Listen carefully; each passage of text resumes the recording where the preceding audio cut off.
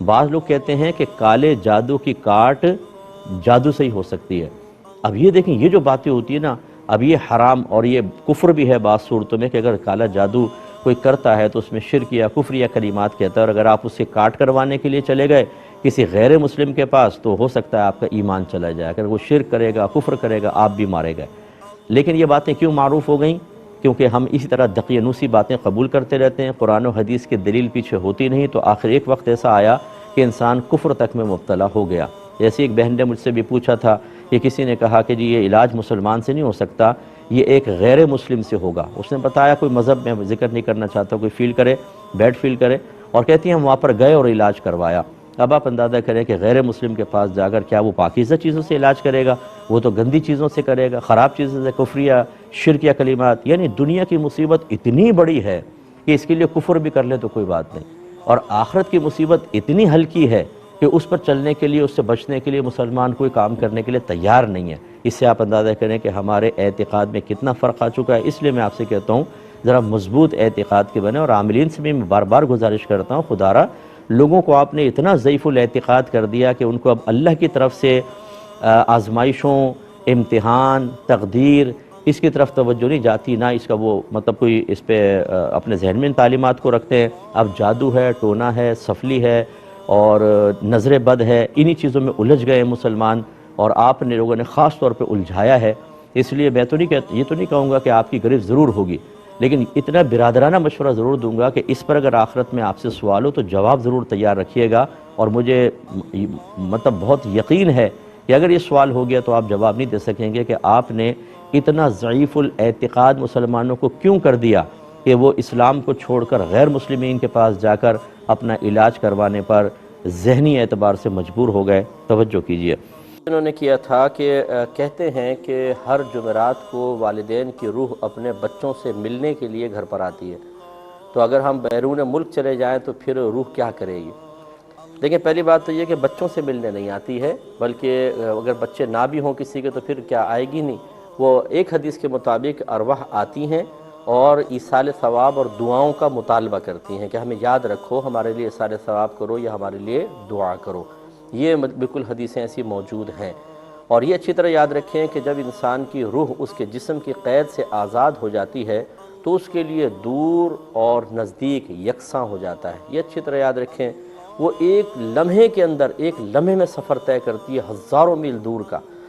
جیسے کہ جب انسان سوتا ہے تو نبی کریم صلی اللہ علیہ وسلم کے فرمان عالی شان کے مطابق اس کی روح کائنات میں سفر کرتی ہے، سیر کرتی ہے۔ آپ کبھی اپنے آپ کو دیکھیں گے، آپ آسمان پر ہیں اور کوئی اگر آپ کو اٹھائے گا، ایک لمحے کے اندر روح آپ کے جسم سے اس کا جو کامل تعلق ہے دوبارہ متصل ہو جائے گا۔ تو اسی طریقے سے ارواح جو ہوتی ہیں جن کو اللہ تبارک و تعالی مومنین کی ارواح، پہلے اچھی طرح یاد رکھیں کوئی بھی بدروح نہیں ہوتی، کافر کی روح، بد مذہب کی روح یہ کبھی بھی ادھر ادھر نہیں جا سکتی، یہ مقید ہوتی ہیں۔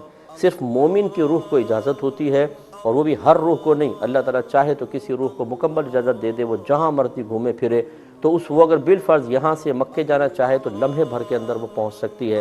اللہ تبارک و تعالیٰ اسے اتنی طاقت اور قوت عطا فرما دیتا ہے۔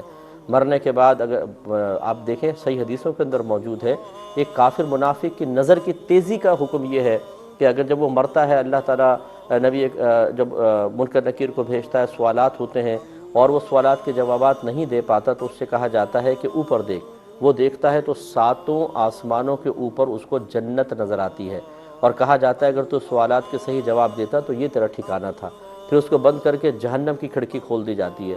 اس کا مطلب یہ ہے کہ روح کی نگاہ اتنی تیز ہو جاتی ہے، جب تک جسم میں ہے تو آسمان دنیا تک پہنچ رہی ہے، سطحی طور پہ ہر جگہ نہیں، لیکن جب روح جسم کی قید سے آزاد ہوئی تو جنت تک پہنچ جاتی ہے، اتنی نگاہ تیز ہو جاتی ہے۔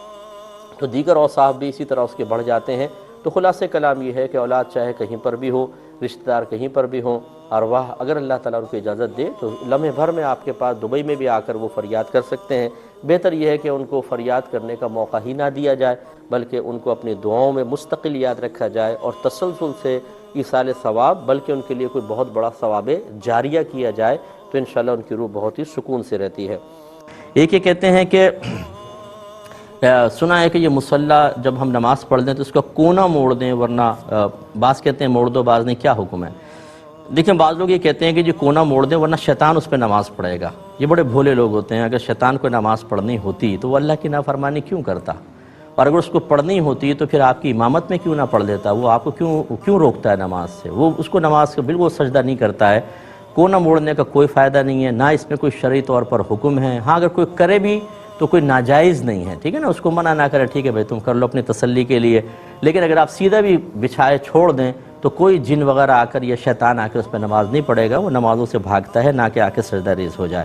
ایک انہوں نے کہا کہ جیسے کہ سنا گیا ہے کہ دوران اذان کچھ نہیں پڑھ سکتے، تو کبھی ایسا ہوتا ہے ہم فجر میں اٹھتے ہیں، دور کی آوازیں آ رہی ہوتی ہیں اذانوں کی، ہلکی ہلکی، قریبی مسجد کی نہیں آتی، تو کیا ہم دعائیں پڑھ سکتے ہیں؟ بالکل بہن پڑھ سکتے ہیں. وہ تو اس لیے ہے کہ آپ کوئی ایسا کام نہ کریں کہ ایسا لگے جیسے آپ اذان کی پرواہ نہیں کر رہے ہیں. وہ دعوت دے رہا ہے حی علی الصلاح حی علی الفلاح، اور آپ اس کی دعوت سے اعراض کر رہے ہیں، منہ پھیر رہے ہیں. یہ منافقین کا طریقہ تھا. اس مشابہت سے بچنے کے لیے علماء نے یہ بیان فرمایا.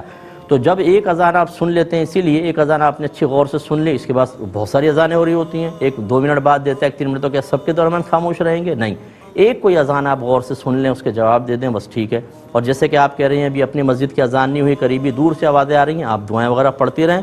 جب قریبی اذان کی ہو تو اس کو غور سے سن لیں. اس بات کا ہمیں مکلف نہیں بنایا کہ اگر 50 اذانیں ہو رہی ہیں 2 منٹ کے فرق کے ساتھ تو آپ بالکل بیٹھے رہیں، پہلے پوری 50 ختم ہوں اس کے بعد کچھ پڑھیں. یہ اس طرح کچھ بھی نہیں ہے. اور جو اس کی اصل وجہ تھی وہ بھی میں نے آپ کو شروع میں بتا دی ہے.